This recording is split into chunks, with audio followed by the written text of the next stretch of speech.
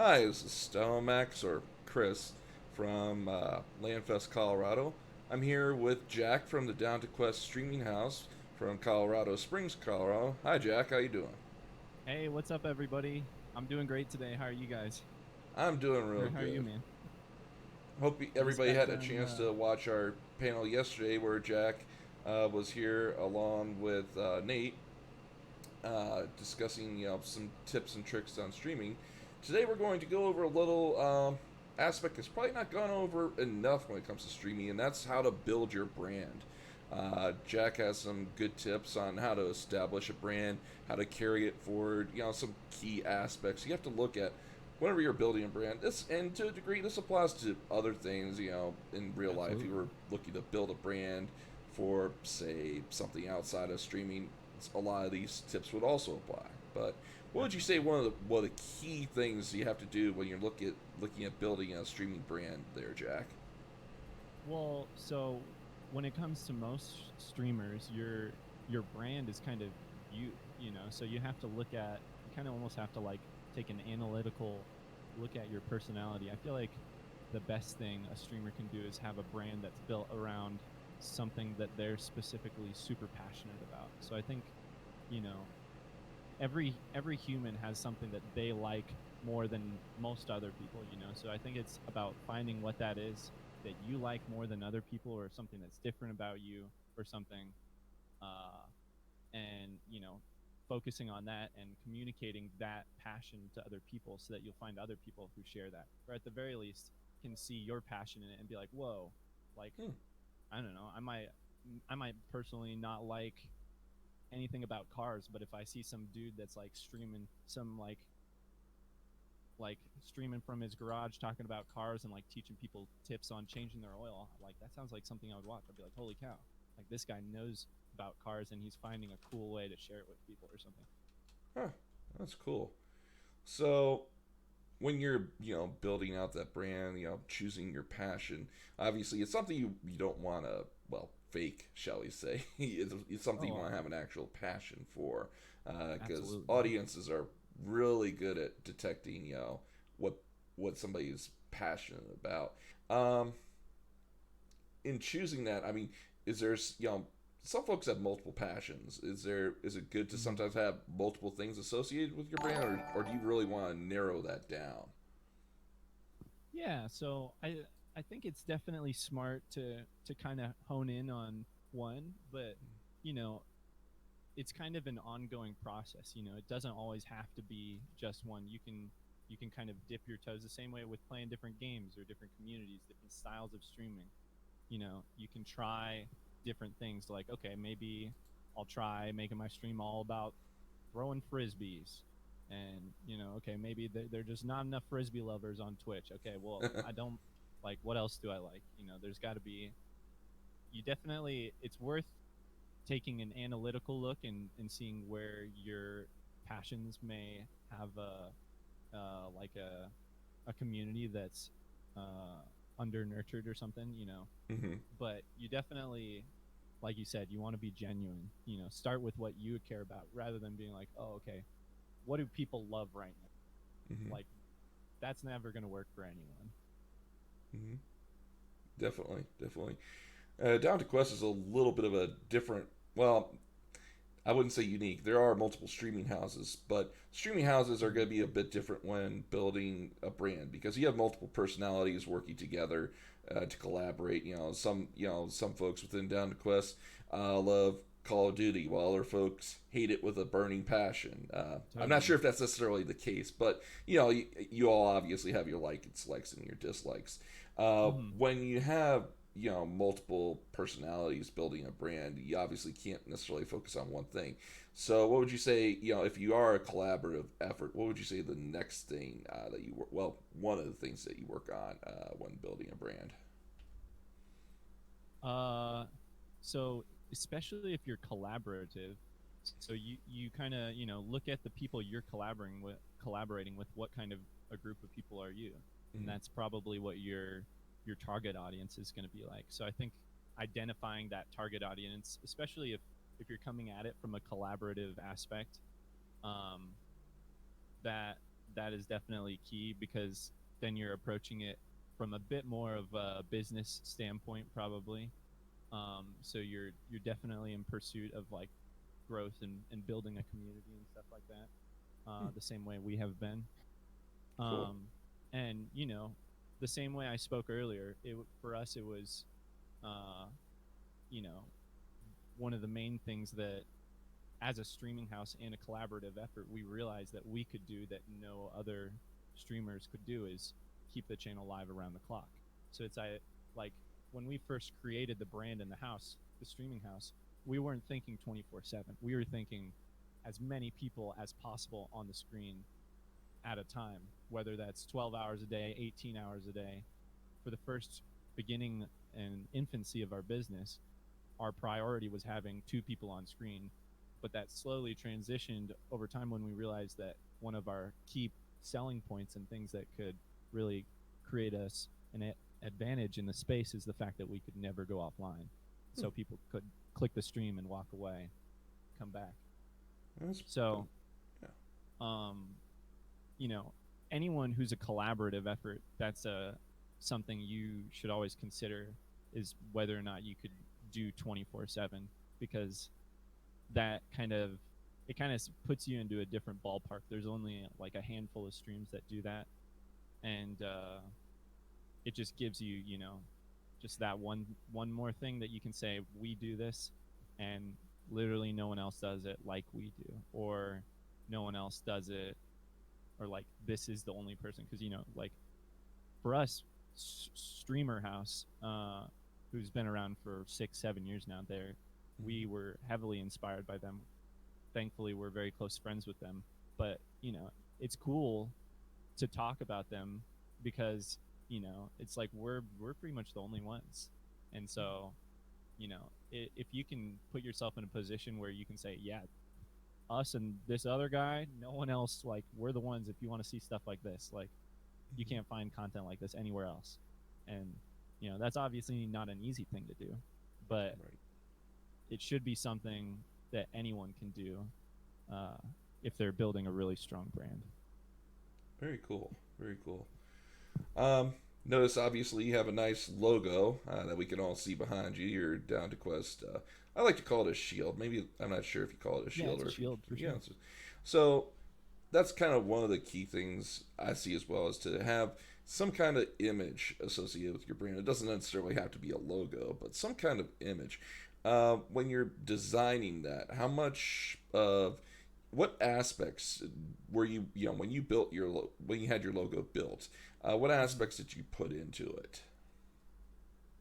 Yeah, so it's obviously different when you're an organization versus someone who's a solo streamer. You can kind of incorporate your personal personality into that logo a little more, whereas our logo is kind of trying to represent everybody and sort of just the ideals. And so we kind of just sort of settled on a general space cosmos kind of exploratory theme, just because of, we feel like it's visually appealing, but also uh, like kind of the mission statement of our brand kind of is just like it's an adventure.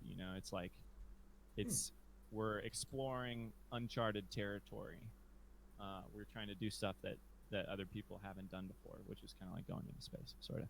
So, and we also like to think that like we we're not limited to we're not limited by like borders. We're an international community, so it's like, how do you represent a community that exists on the entire planet? Like you kind of show space. You kind of show it from like we're our own we're our own world. Down to Quest sort of is kind of what the logo is kind of sharing. And then the shield aspect is like kind of gives you like a kind of a knight feel, like we're all guardians or knights for this quest or whatever. Oh, okay. So you're the old medieval quest type of thing. Yeah, it's like the medieval quest turned like futuristic space version, Oh, sort of. okay. Cool. Um, probably one of the other things you obviously have to do when building a brand is making it memorable. Um, so that's, it's one thing to have a logo, it's one thing to have a personality. What do you, in order to make folks remember, what you are, what your brand is, what would you say some of the key things that you have to work on doing? There's all sorts of different ways. Obviously, I'm going to tackle it from two angles. There's things you can do while you're live. Hmm. Specifically, once you got people in your chat, what can you do to make them interested and want to stay and want to come back, remember you? And then specifically, like, there are the things that, that are a little less tangible and more abstract, that are just kind of the grander scope things that uh, make people want to engage. While you're on stream, one thing that I always talk about with our other streamers here in the house, um, is just kind of talking about those different things that make us unique.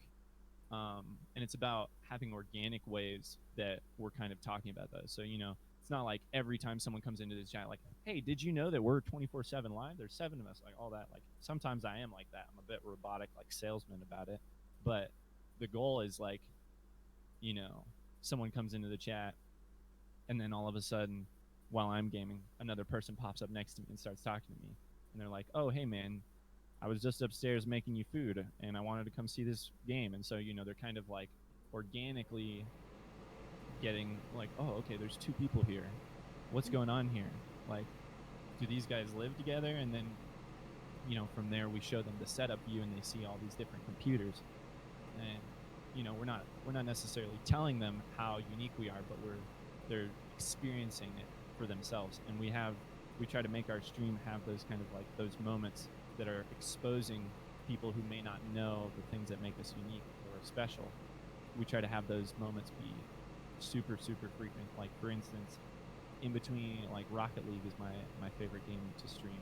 I try to go to our special setup cam view that shows all our different PCs and all the craziness, kind of like this viewer, for instance. uh like I would switch to this view kind of just for as an eye catcher, um in between games, just to show, like, okay, we've got something. There's more than just someone sitting in front of a computer here. And we're able to do that without saying it. So, if you can find those passions we talked about earlier and those things that make you unique, obviously not everyone is going to have the same ones that we do. But if you can find ways that you're kind of subtly plugging those and talking about them, that it doesn't come off in like a pitchy way, that's where you're successful. So if someone comes by your stream and they're just hanging out for 3 minutes, there's a good chance that they see something on the stream that's like, holy cow, that's different. That makes me want to stick around. Um, and that's specifically while you're live. And then streamers who aren't live 24/7, it's keeping people interested and engaged with your brand at other times is an entirely different battle in itself. And that's social media, Discord, YouTube, all that stuff. And you don't have to do every single one of them, I don't think, per se. But just the same way I spoke earlier, try putting energy into these different forms of creating content or sharing things that make you unique to your viewers in a unique way that makes them want to come check out the stream potentially. Um, that's how you can continue to grow your brand even when you're not offline, so that you don't have to feel like you have to stream 7 days a week. You can be deliberate about your streams, put quality into your streams, and then have people waiting there for you the next time you get live. Yeah, that's all very good information. Definitely things you want to keep in mind. I don't know, stated you obviously want to reach out to multiple venues, YouTube, Facebook, various social media platforms. And one thing a lot of folks, well, not everybody, but some folks try and do is targeting. So, not necessarily targeted advertising, but, targeting your audience. What would you say some of the better ways of what your target audience is. I mean, it's one thing to say, I'm a gamer, so all gamers, but that's just such a wide net to cast. So you kind of want to narrow it down. What are some good ways to target your audience and reach out to them and draw them in? Yeah, so trying to find that niche in that community, I feel like is one of the biggest battles for every stream. Um, because the way it works, I feel like when you're building a brand, especially on Twitch, is you kind of you find these communities and these target audiences that are you start very small and then you expand into kind of larger, more broader audiences. So when when we first started, we were very specifically looking for people that lived here locally in Colorado Springs. That was a big part of it, and that Mm-hmm. was part of our niche. Was like we wanted the Colorado people to know about us. Um, and But as we kind of expanded past that, uh, we sort of transitioned more toward just like looking for mature audiences because we're a 420 friendly stream being based out of Colorado. So Mm-hmm. uh, we're going specifically after like all those people that don't want to watch Ninja or whatever the kind of more we want to be more of a like mature community, and so that target kind of developed for us as we integrated those passions that we had initially. A good way to do it also is picking a specific game. That's a way to start. Is find a game that has a small community that you can grow within. Uh, but you just do have to be careful of making that transition. If you build a community entirely based around a game, you might get stuck with it, or at the very least have to suffer the obstacle of kind of rebuilding once you try to spread your wings into some new content, which eventually if you do find success and you are trying to take this seriously and continuously grow, you will have to do that. But that's something that we did here quite a bit. We used to play games that were much more off the radar, not the games that everybody played here on Twitch. But now that we're a little more popular, we've got a little more established community and viewership. We're uh, more willing to play the games that are more popular because we know we can still find exposure and fresh eyes on the stream at that point. So now our Yes. community is a lot less so focused on a specific game rather than lifestyle and age demographic. Oh, that's all good. And you did a little bit from a reverse approach from what I've seen some other streamers, and I have seen some streamers that want to play other games, but they have communities that are so stuck on watching them play one specific game that no matter how much they want to play this other game, they're fearful that they're gonna lose their audience if they switch away. Like if they start out on some popular game like Call of Duty or one of the many other battle royales that are out there, and they manage to build an audience through that particular medium. So let's say you went from a different approach. Let's say you had started out with a more popular game, but you want to expand your audience, but at the same time not lose your existing audience. How would you transition them over to, not necessarily playing the other game all the time or doing the other activity all the time, because there are obviously streamers that do things like, uh, do cosplay, on stream and things like that. How would you Sure. transition them to other activities when you started on one? Hmm. Yeah, so I think it's important to continuously set expectations for your stream, and that's a big thing just for streaming in general. But like if you if people expect you play Call of Duty or whatever for 2 months straight, and then one day people come in, all of a sudden no more Call of Duty, this, that's going to buck a lot of people out of your community. Whereas if every day for a week or 2 weeks you're like, all right guys, I'm going to try playing this game next time, so that people know, all right, I'm going to see something different.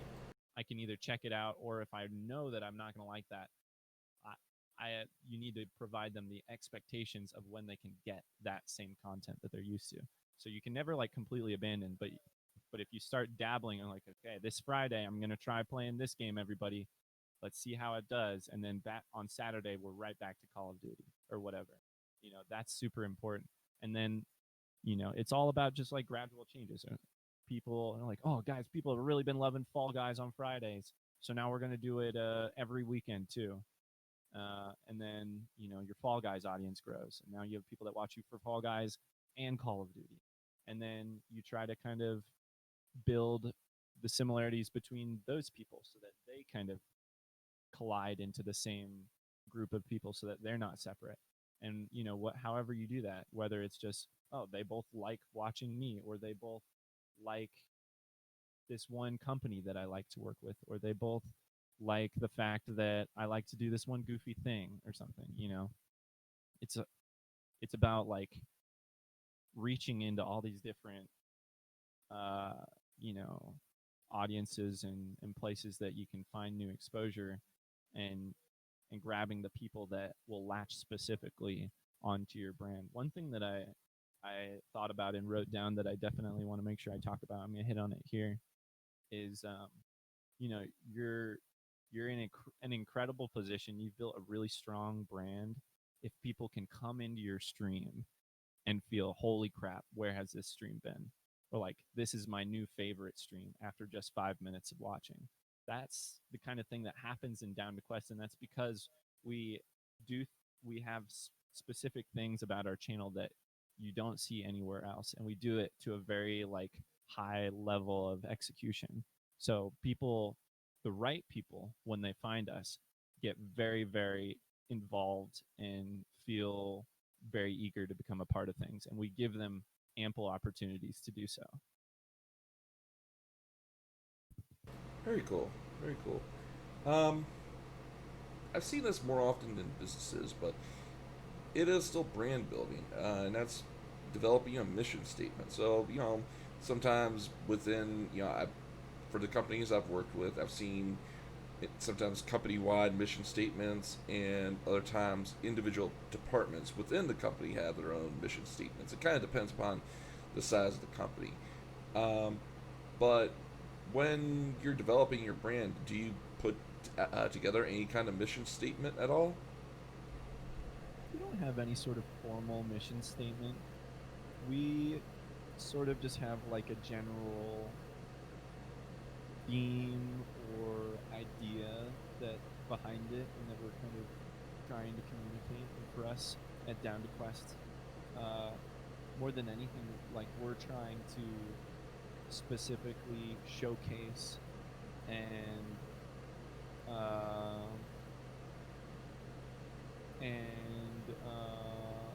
like build the relationships and camaraderie that are created when people stream or game together. So basically, like, everyone here in the house is kind of like nostalgic about the day when we were sitting side by side gaming with each other. So we're trying to kind of like grab onto that nostalgic feeling and that vibe and kind of turn it into a brand, uh, in sort of a basic sense. But um, yeah. Okay, understandable. Not something everybody necessarily has to undertake, apparently. What'd you say one of the things that you focused on the most when you were working on building your brand? What took the most time to work on when you were establishing the Down to Quest brand? Was there something in particular that took you longer to establish than others, or just something you I decided to mean, focus on more? nothing super specific comes to mind other than just picking the name, you know, the actual like name of the brand is a huge decision. And obviously, we were talking about this a little bit with Tessa yesterday. Um, you can change your name on Twitch. If you have a bad name, I would certainly suggest doing so. But if you do it once you've already built a bit of a brand around a certain name, it can be quite detrimental. That name is almost everything on Twitch and just on the internet nowadays. If we changed our name, oh gosh, I don't even know. Like, even with as an established of a community that as we are, we're live 24/7. People know exactly where to find us. If we changed our name, it would be a big error for us. But that's because we put so much thought and critical thinking into the choosing of our name. So I'd like to kind of just like break that down a little bit for you guys. Down to Quest. So we're a collaborative streaming house. There's a lot of us that put energy into one broadcast, and we're 420 friendly channel. So we're kind of going for those like stoner type people, hippie type people.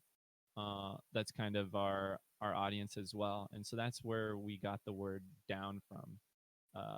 We thought that was a word that like kind of shows openness and a willingness to like say yes to the challenges that life presents us. Like, I'm down. Like, I feel like that's a phrase that like everybody likes to hear, and it's a phrase that people who like to support and hang out with their friends like those are the best kind of people that are just like, hey man, you want to do this? Oh dude, I'm down. And so then we knew that we wanted the name to kind of sound like anyone could be a part of things, sort of. And then down for what? Down to Quest, because questing is something that is in almost every video game. It's just like the best way to pass time with your friends is just like, working towards a common goal for some fun purpose. Questing, it's like what everybody does in games. So down to Quest. I knew that I wanted it to be able to be abbreviated to a 3-letter acronym because I just like organizations that do that. It seems very professional from an organizational standpoint. And then, of course, search engine optimization. You gotta throw that name into Google, Twitter, all of it. Make sure that that name is available everywhere. We are fortunate enough to be down to Quest on every single social platform. You can type us into anything. Just type that in, and you'll find us. So we're fortunate for that, and it's massive to building a strong brand and keeping everything cohesive. Oh, it's all very good, and you definitely want to have a unique name. You don't want to be number 5,000 of any particular name, because then you're gonna just get lost in the flow. What the tidal wave of if you type in a name that's super common, then Google will go, all right, here's a few billion results. Have fun. Yeah. What would you say another key aspect of developing a brand is that we haven't covered as of yet? Let's think.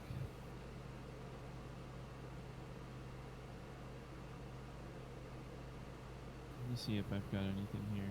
Oh, such a big part of your brand is once you get a bit established, of course, is the kind of brands you choose to partner with and become sponsored by. So, similarly to the point I made earlier, sort of. Well, okay, no, I think this is a different point. I'm getting a little confused. I'm getting ahead of myself. Um, if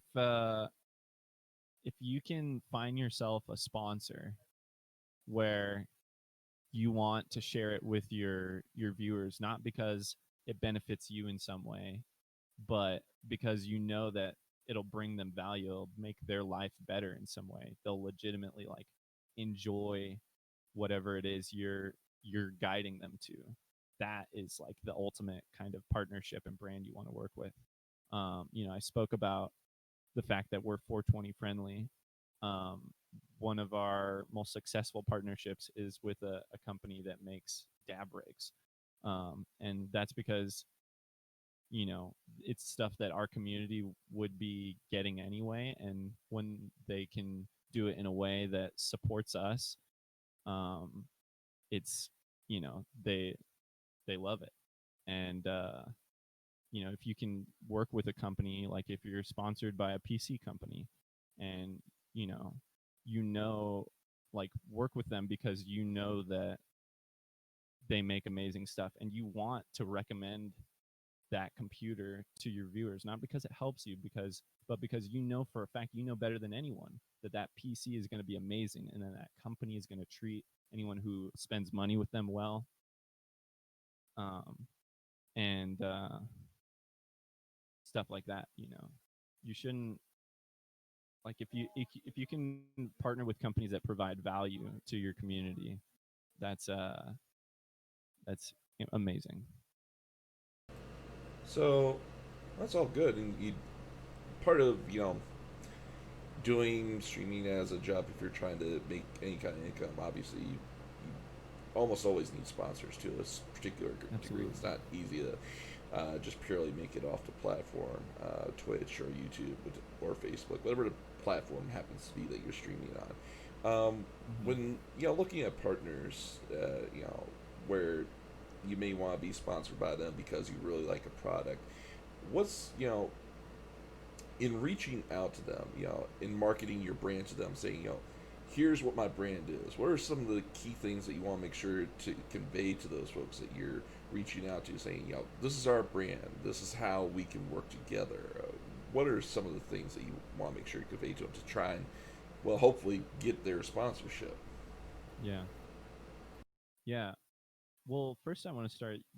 Never feel like you're too small to work with a company or seek out sponsorships, especially if you're building a strong brand that has a unique audience. You may be a person that streams fly fishing or something, but you're the only one of two people on Twitch that do it. Maybe you only get 15 viewers every time you do it, but a fly fishing company may still want to work with you because you're the only person making cool content on Twitch. And how cool would that be to be able to give your fly fishing code to the fellow fishermen that watch you fish or whatever. But there's always, first check out their websites. Lots of companies will have partnership programs that you can apply for. But if not, they'll have some way of getting into contact with them. I suggest doing it through email, but some companies you can communicate through social media, either Twitter, Instagram, DMs. But when you do reach out to these companies, be honest, share with them the stats of your channel. They're going to want to know average viewership, maybe where your viewers are at. But if you can communicate to them the ways you'll promote their product in a way that they could also potentially like use the content you create for their own promotional purposes. And then if you're a real professional, you'll have an example of this ready to go. And this doesn't have to be a real product, but you could just pretend like, hey, I pretended I was sponsored by Cheez-Its and I did this crazy thing with Cheez-Its. Like, here's this little clip. I'll do that with your guys' stuff. And I'll do this once a week on top of having your guys' timers go off every 30 minutes in my chat. You'll have a panel. You'll be listed in my official sponsors on my Twitter, Instagram.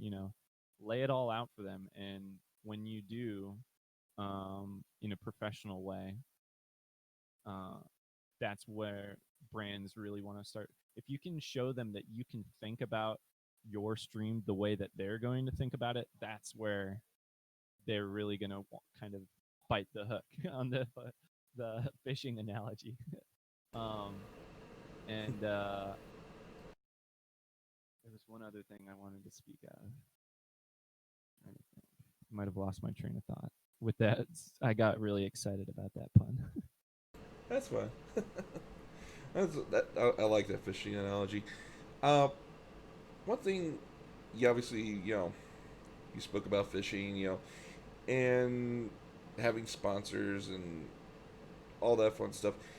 One one other thing that some streamers do, I'm wondering just how important it is marketing your brand insofar as putting on things like T-shirts, hats, things like that, making it so that you can see that brand outside of just watching it on stream. So that let's say you're walking, you're let's say you're at an event where a bunch of folks are playing PC games, or maybe just various walks of life, and somebody happens to be, say, wearing a Down to Quest T-shirt or Down to Quest hat, Mhm. or some other merch. How important is it? Granted, not everybody has the resources necessarily to do a big old merch store, but how good of an idea is it to start establishing your a brand outside of just the stream? Just how I kind of spoke about with the sponsorships earlier, I think it's just important to provide as many ways as possible as your for your community to engage with your brand in a way that supports you, um, other than just like watching the stream or donating. Like the goal, unfortunately, we are trying to get money from our community, but the goal is to get it from them in a way that also provides them value, other than, like, obviously, people might give us a donation if they're really enjoying the stream, but it's also nice to be able to allow them to support the stream by buying a t-shirt, like you said, or getting some vitamins or something that we're sponsored with, or something that will also make them healthier or something. And there's all sorts of different ways you can provide people, allow them to support you, but also create value for themselves. Um, I think physical merchandise is, I mean, especially with the times of the pandemic, unfortunately, a lot less relevant.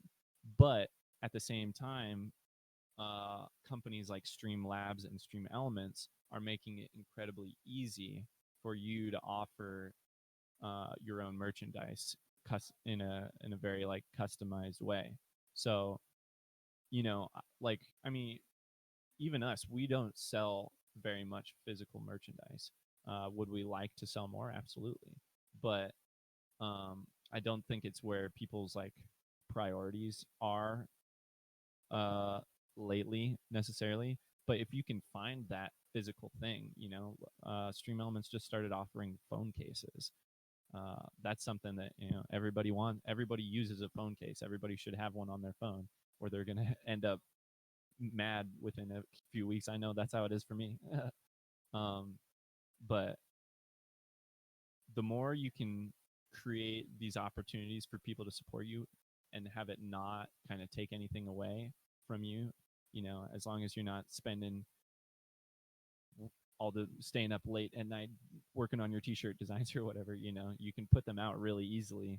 It doesn't take too much effort, and it doesn't cost you anything really to allow people to have this option to support you in this way. That's all good. Um, just overall, what would you say? Oh, I'm just trying to think of the best way to put this. When when we talked about various ways of building your brand and defining your audience, and online, offline assets and outreach. Sometimes some folks need some help. Mentorship, shall we say? Um, Mm-hmm. I'm not sure if you've mentored other folks in brand building, or if you've reached out for some help in Sure. brand building. But is that something that some folks should look into rather than just trying to necessarily go at it alone? Seeing maybe just reaching out to other brands and seeing how have they been successful, and asking some questions. Yeah, no, I think that's something that small streamers, or probably sets apart the thing that keeps people a small streamer, is that willingness to reach out to those that are, it doesn't have to be the biggest streamer, but if you reach out to people that are bigger than you, ask them questions, ask what they're doing, or ask to collaborate with them even. Um, but I think that's a great way to build your brand, is to look to brands that you admire or aspire towards, and either try to integrate them or physically ask them, how did you come up with this? What is this? um, One thing that you touched on is, like, the reality is you don't have to do it alone. I specifically i want more people to create collaborative operations and organizations like Down to Quest. I wish that every small streamer out there just took their five closest streamer friends and tried to build something together, because I know from experience that they'd have more success and probably more fun doing it as a team, building something together, than everybody trying to kind of share a different slice of the same pie. Definitely, definitely. So this one's a little bit more simple. I'm just wondering. Uh, I haven't seen one for Down to Quest. If you don't have one, that's fine. But I have seen some brands have kind of like a tagline, not necessarily even just streaming brands, but Yeah. we've all heard the taglines from all the big companies. I'm not gonna repeat them because that's just free advertising for them, and they they get enough as is. But are there is it is it something that you've looked at doing? It's granted it's a bit harder, obviously, in your case, as being part of a streaming house where you are a collaborative effort of a bunch of personalities, but in establishing uniqueness, how much of a good idea is it to have something like a tagline where, like, let's say you just always end the stream with a certain catchphrase, or begin it Okay. with a certain catchphrase? Is that something that's a good idea to do to establish uniqueness, or is that so cliche that it's not worth bothering with?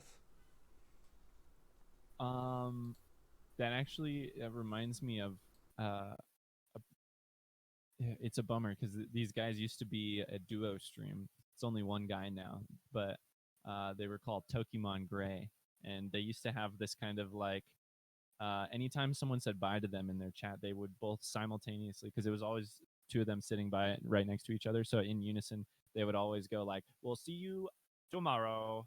And it was like, I don't know, they did it. They would do it like every 10 minutes, but it was like it never felt cheesy at all. It was like such a great part of their stream and their brand. So I think that sort of thing can definitely work. I think it's a fine line. You got to make sure that it works and it's not forced. Um, but I don't think it's a necessary part. Like I don't think that necessarily is like bringing in new audiences, but I'm sure it's improving the people that are already there. So I don't feel I've never felt like, oh snap, we need a tagline for Down to Quest. I've definitely I was trying to think of it. There was one that like one phrase that we came up with a few weeks ago that I really liked, that I was thinking could work as something like that. Um, but the fact that I didn't even write it down is kind of evidence to the fact that it doesn't feel like something that's super necessary to me. I don't even know what we would do with it. Like, if anything, we just like put it on a T-shirt, I guess, or just say it more. But I mean, we throw out cliche phrases a lot around Down to Quest, like the future of entertainment. We claim Mm-hmm. to be a lot. Um, whether or not that's positive or detrimental to our brand, it's hard to say. But it's Right. kind of a fun thing for Right. us. But I don't feel like it's particularly helped us in any way per Okay. se. Yeah. So one thing that you obviously want to do is you want to see what's working insofar as growing your brand, what's not working. Um, Mm-hmm.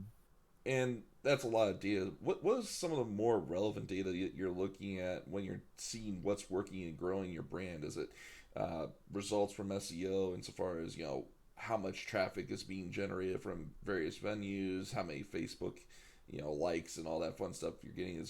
Are there particular things when you're researching your brand growth that you take a look at? That's a really great idea. And, now that you bring that up, that's something we could definitely improve upon, is kind of analyzing the data that we have at our disposal, and seeing where we can optimize things. Um, I feel like for us, when it comes to the data we're looking at, um, we do pay attention to like what posts do well. You can on Twitter or Facebook or Instagram. We do kind of keep an eye on our sub count. It's a decent metric of kind of the health of the Down to Quest community. And so we watch that over the months, the way that fluctuates, and kind of see what works with that. You can also use tools like streamer links, which is a thing that like just allows you to put all sorts of links in there, and then you can keep track of those links and keep an eye on what's getting clicks. And when you use link shorteners like bit.ly, it's a really smart tool to use, because then you can create different links for your stream or whatever, and you can actively keep track of where you're getting traffic from. So you could create like a link that brings people to your stream from Twitter, and one specifically for Instagram. And then we don't do this. This would take quite a bit of effort, but this is something you could do if you're very diligent, and you could see where the different exposure is coming from. Trying to think of like what data we specifically, we do giveaways with our different partners, and we definitely have like keep an eye on the metrics of those as far as how successful they are, how many different people enter them, and how many followers we're able to acquire for ourselves and our partners that we're helping promote on social media and stuff like that. That's all good information, and so, you know, something that anybody can, take some time to do. How much time you're willing to invest is, what you're gonna get out of it. It's a lot, depending upon, the number of data points you're looking at. That could be a lot of work. I mean, I'm sure there's some I know there's brands that have entire departments dedicated to just doing research as to what's getting the brand notice, and Yeah. I'm sure there's some streamers that, if they're large enough, they may, have actual staff, or, staff person or two, where they're going, oh, here's all the data, here's where we're succeeding, here's where we need to focus on. So Yeah. when you're investing, back into your brand, obviously it's gonna be different for various businesses, but as a streaming brand, what are some of the key areas that you know, whether it's time or whether it's actual funds, where do you focus on reinvesting into your brand again? Yeah, you touched on something really key there, that pretty much all streamers, if they're finding success, will get to at some point, is at some point you kind of have to unload some of the different responsibilities and stuff, whether it's doing the more research stuff, optimizing on the back end, or whether it's creating content for people while you're not live, like hiring a YouTube editor or something like that. Like, that's why it's important that you do dabble in all these different platforms and stuff early on, so that you can find where it's worth investing that energy. So like other streamers, one of the first things they probably do is hire someone to edit YouTube videos for them, because that content that they have, or that YouTube content, is the main thing that people can engage with while they're not online on Twitch. For us, that wasn't as big of a priority because we're live 24/7. So our goal isn't as much to keep people engaged while we're offline, more so to try to funnel people from other social medias into the live stream. So reinvesting into personnel that allows you to put your time where you deem it most valuable is something that you do once you get to a decent amount of success as a streamer. Even before that, though, you should be considering spending money on marketing, and this could be buying an item to give away. Doing some sort of dope giveaway. It could be um, spending money on promoting an Instagram post or Facebook post or something. Um, or it could be even paying money for another streamer to host you. It's like people do that, and that's not necessarily shameful. If you're serious about growing a business, you'll be making moves like that, where you're like, hey man, I know you might not like it. If you see a streamer where they have literally no reason to host you other than out of the kindness of their heart, be like, hey man, like I think your audience would really love my stream. Like, if you have time, check it out while you're offline. And if you'd be down to give me a host, I would pay for a couple hosts if you want to, so that your audience can check out my channel, because I think they would really like it or something. Those opportunities exist, and the sooner you start reinvesting any money that you might make, or even, you know, if you're able to invest money without before you even start receiving some. That unfortunately is what it takes sometime uh, to to get a brand up and going, specifically on Twitch. The good old, you gotta invest money to make money. One of those old adages. Oh yeah. It's been around as long as business, I think. Hmm. Um, that pretty much brings us to our final points. Were there any key points that we haven't already gone over yet that you wanted to share at all? Let me go through my notes and double check. Is there anyone in the chat that has any questions That's why for me I've as been well? glancing at chat, wondering if anybody had any questions. I could be that I've just been asking all the questions that chat had, but I haven't seen anything as of yet. If anybody does have any questions they would like to ask in the last few moments that we have here with Jack, I will definitely relay them along. Yeah, I've got the chat up myself as well. Yeah. I have one thing that I didn't really talk about that I'll chat about that is was very instrumental to helping build up Down to Quest, and that's seeking out new platforms and technology. So we've worked with all sorts of different platforms and stuff that were almost like we were with a lot of these companies. We were like the test streamers for them. Like they Uh, wanted to make this thing like there was a platform that did dares, so people could like dare us to do stuff, and there would be a donation attached to the dare. So like we would only get the money once we complete the dare, and it would be like win a Fortnite game without getting a kill or something crazy like that. And that sort of stuff was really fun. And you know, we collaborated with these businesses kind of at the right time where uh, we were providing them a lot of value because we were helping them kind of figure out how to do it and what works for them and providing them feedback.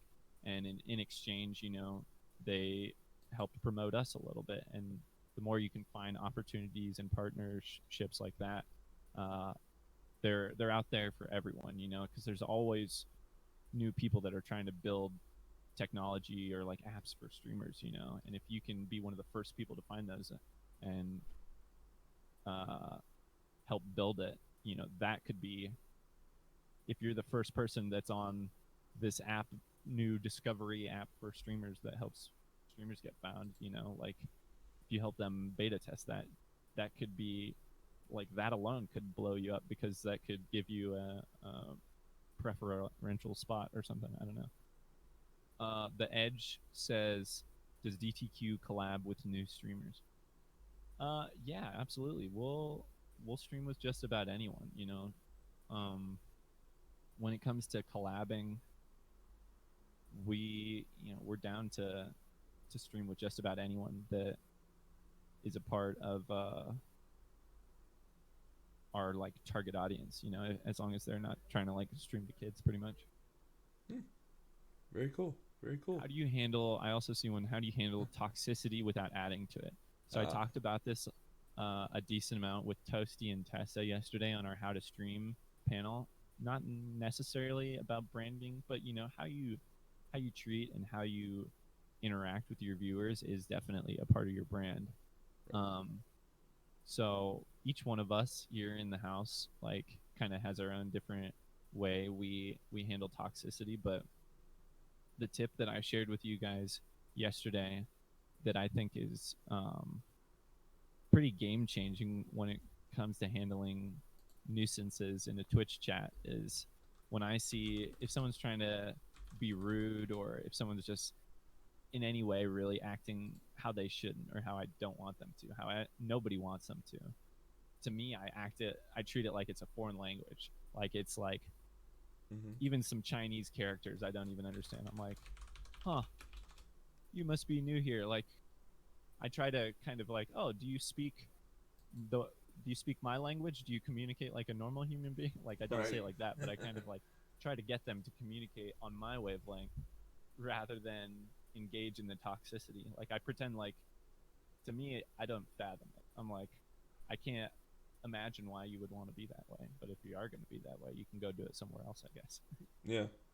Yeah, you um, basically just want to disarm the whole situation so that, you know, it if toxicity becomes associated with your brand, you know, generally that's not something most folks want to be associated with their brands. They want to be associated with good things. I'm unfortunately I'm aware of a few examples where that's not the case, but let's let's not go there. so the So, Edge has one last question uh, here, and I'm going to kind of interpret it a little bit. He says, "How do I get in touch with someone for DTQ?" Well, let's open up that question up. How do you get into touch with any streamer that you might want to collab with? What's the best way? Because obviously, yeah, you don't want to go into their Twitch chat and be like, "Hey, come play Fortnite with me," or whatever. Um, there's a bunch of different ways you could do it. I'd say social media is probably the best way. Try to reach out through a DM on like Twitter or Instagram, or DMing in Discord is fine too. With us, it's kind of tricky because lots of people try to DM the Down to Quest account, but no one really uses that. So you have to DM one of the house members like DTQ Jack, like myself, or someone like that. Um, but yeah, if you do want to collab with a streamer, um, don't go into their chat and ask about it. Try to reach out through a different means and literally propose something. Don't just be like, "Hey, I want to collab." Just be like, "Hey, I saw that you like playing Rocket League, so I thought maybe we could play Rocket League while you're streaming tomorrow 2 to 8. How does 4 o'clock sound?" or something like that. Like I would love that. I'd be like, "Heck yeah, yeah. let's do it," or something. So I'd say be brave and be specific when it comes to collabing. Make sure you, like, if someone tried to reach out to us and was like, "Hey, hey man, I really love your stream," or something, like, to me that sounds like someone who doesn't know anything about the Down to Quest. Like, I want to know that they know that we're a streaming house and kind of know what we're about before they're trying to collab. Because if someone's just like, "Hey, let's hang together," like, so make sure you kind of like at the very, like, obviously watch their streams so that you know who you're going to be collabing with, but show that you've watched their streams. Be like, "Hey, I saw you doing this. I really enjoyed that," or something. You know. right. Well, didn't see any other Um, questions. Did you? yeah. All right, I believe that's going to wrap it up. I wanted to thank you again, Jack, for taking the time from your busy day to speak with us about branding, giving some tips that hopefully you'll maybe get some other streamers to build their brand, whether or maybe just some other folks are looking to build a brand outside of streaming. Who knows? It's They're Yeah. good lessons that could be applied across multiple platforms. But thank you again for your time, and we'll be back after this short break. Thanks, guys. Find us at twitch.tv/down to quest anytime. And if you ever want to talk about branding or any of this stuff, like I said, Instagram, Twitter DMs, you know where to find me. Alrighty.